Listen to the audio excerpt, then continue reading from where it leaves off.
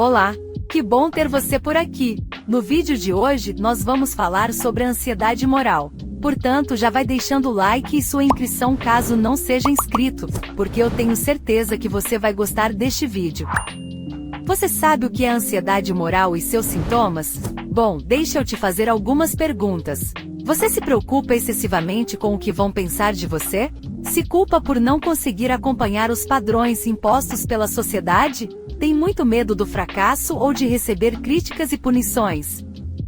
As pessoas que se punem, que têm baixa autoestima ou que se sentem inúteis e envergonhadas na maioria das vezes, provavelmente sofrem de ansiedade moral, de um superego excessivamente poderoso, que constantemente desafia a pessoa a viver de acordo com expectativas cada vez mais altas. Você acha que pode estar sofrendo esse tipo de ansiedade? Continue no vídeo e conheça um pouco mais sobre esse assunto. Basicamente, a ansiedade moral é um sentimento de que os valores internalizados estão prestes a ser comprometidos. Há um medo de autopunição, da reprovação moral, da crítica e do castigo por agir de forma contrária aos próprios valores. Para entendê-la, vou relatar alguns exemplos. Pense em um filho que, em um momento de sua vida, acha que decepcionou seus pais por não ter se transformado naquilo que eles tanto queriam, e se sente muito angustiado por isso. Outro exemplo muito comum também é um funcionário que não se sente capaz de alcançar os objetivos da empresa e se autocritica. Este tipo de ansiedade está presente também quando alguém está em dúvida sobre a moralidade de uma pequena ação passada.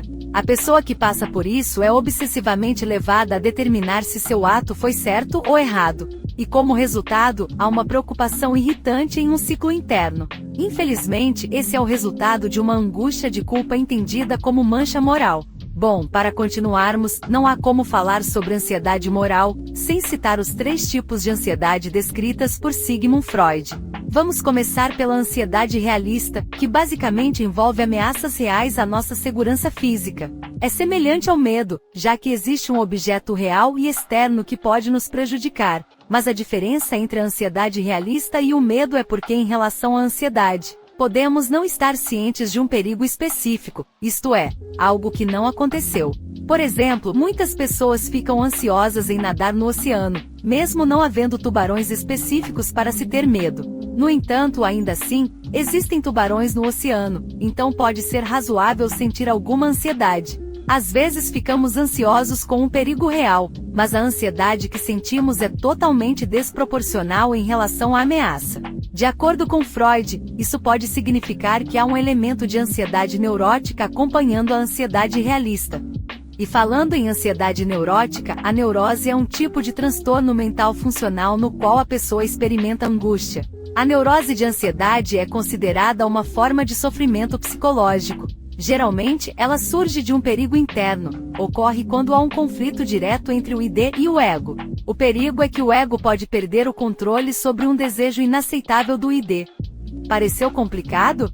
Vamos simplificar. A ansiedade neurótica vem de um medo inconsciente de que os impulsos básicos, isto é, os instintos ou impulsos primitivos, assumam o controle da pessoa, levando a uma eventual punição por expressar suas vontades básicas. A ansiedade neurótica é uma forma de ansiedade excessiva, irracional e decorre de inseguranças internas, impulsos ou medos de perder o controle. Por exemplo, se estamos sendo assediados por um valentão, nosso impulso de identidade primitivo pode ser responder com uma reação agressiva a esse valentão. Claro, isso pode resultar em ir para a prisão. Portanto, a ansiedade de que nosso violento impulso do id possa irromper e influenciar nosso comportamento está associada ao perigo real representado pelas consequências desse comportamento, caso ocorra. Nossa ansiedade neurótica é composta, em parte, por nossa ansiedade realista internalizada. Portanto, Freud considerou haver uma estreita associação entre esses 2 tipos de ansiedade. De igual forma, isso acontece também com a ansiedade moral, ela surge do conflito entre nosso ego e as restrições impostas a ele pelo superego. Aparece na forma de medo, culpa ou vergonha de violar valores ou códigos morais. Por exemplo, uma pessoa que sofre de vergonha crônica ou sentimentos de culpa por não viver de acordo com os padrões adequados, mesmo que tais padrões possam não ser alcançáveis, está experimentando ansiedade moral. Assim como a ansiedade neurótica, o precursor de nossa ansiedade moral é a ansiedade realista. Mesmo que nossos medos sejam baseados em nossas impressões psicológicas de uma situação em oposição a um perigo real. Essa angústia, essa ansiedade se origina, segundo a psicanálise, da influência do superego. O superego é o mundo social interno que todos nós temos, onde estão presentes nossos deveres, nossas obrigações inconscientes, e o medo, vergonha do fracasso ou da punição em qualquer uma de suas formas, como desprestígio, demissões e solidão. Em todos os 3 tipos de ansiedade, a função do ego é lidar com as ameaças e defender-se dos perigos que representam para reduzir a ansiedade. O ego realiza essa tarefa por meio do uso de vários mecanismos de defesa, que permitem ao ego controlar a ansiedade, até mesmo a ansiedade realista. Freud acreditava que a realidade psíquica é tão significativa quanto a realidade real, portanto, a natureza desses eventos traumáticos está sujeita à percepção individual. Desde o início de sua carreira, o psiquiatra Freud tentou definir a ansiedade. Ele descreveu um padrão geral para o desenvolvimento e expressão da ansiedade e seu papel útil na vida. Na primeira infância, vivenciamos situações traumáticas nas quais nos sentimos impotentes. À medida que a capacidade de autopreservação da criança se desenvolve, ela aprende a reconhecer situações perigosas. Em vez de esperar passivamente para ser ameaçada ou prejudicada, uma criança mais velha ou um adulto responderá ativamente. A resposta inicial é a ansiedade, mas a ansiedade é um aviso de perigo na expectativa de experimentar o desamparo mais uma vez. Em certo sentido, o ego está recriando o desamparo da infância, mas o faz, na esperança de que agora o ego tenha sob seu comando algum meio de lidar com a situação. Portanto, espera-se que a ansiedade tenha se transformado de uma resposta passiva na infância para uma resposta ativa e protetora na vida adulta. Quando a ansiedade ocorre, a primeira resposta da mente é buscar formas racionais de escapar da situação, aumentando os esforços de resolução de problemas, e uma série de mecanismos de defesa podem ser acionados. Essas são formas que o ego desenvolve para ajudar a lidar com o id e o superego. Os mecanismos de defesa muitas vezes aparecem inconscientemente e tendem a distorcer ou falsificar a realidade. Quando ocorre a distorção da realidade, há uma mudança na percepção que permite uma diminuição da ansiedade, resultando em uma redução da tensão vivida. E aí, agora que você entende um pouco mais sobre a ansiedade moral, você se identificou com os sinais? Este tipo de ansiedade é muito comum nos dias atuais. Atenção, a ansiedade só é possível ser diagnosticada e tratada através de terapias. Então, se você está se sentindo dessa forma, não hesite em procurar um terapeuta para um tratamento adequado.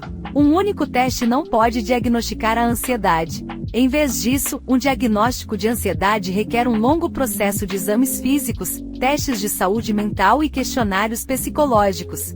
Quais os tratamentos para a ansiedade? Alguns principais tratamentos eficazes contra a ansiedade incluem técnicas de relaxamento. Uma pessoa que se sente ansiosa na maior parte do tempo tem dificuldade para relaxar, mas saber como liberar a tensão muscular pode ser uma estratégia útil. As técnicas de relaxamento incluem relaxamento muscular progressivo, respiração abdominal, exercícios isométricos de relaxamento, terapia comportamental.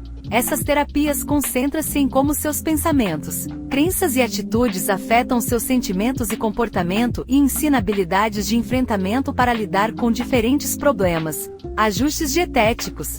O mineral magnésio ajuda o tecido muscular a relaxar, e uma deficiência de magnésio pode contribuir para ansiedade e depressão. A ingestão inadequada de vitamina B e cálcio também pode exacerbar os sintomas de ansiedade. Certifique-se de que sua dieta diária inclua alimentos como cereais integrais, vegetais de folhas verdes e laticínios com baixo teor de gordura. Exercício. A atividade física é outra maneira útil de controlar a ansiedade. Procure fazer alguma atividade física pelo menos 3 a 4 vezes por semana e varie suas atividades para evitar o tédio.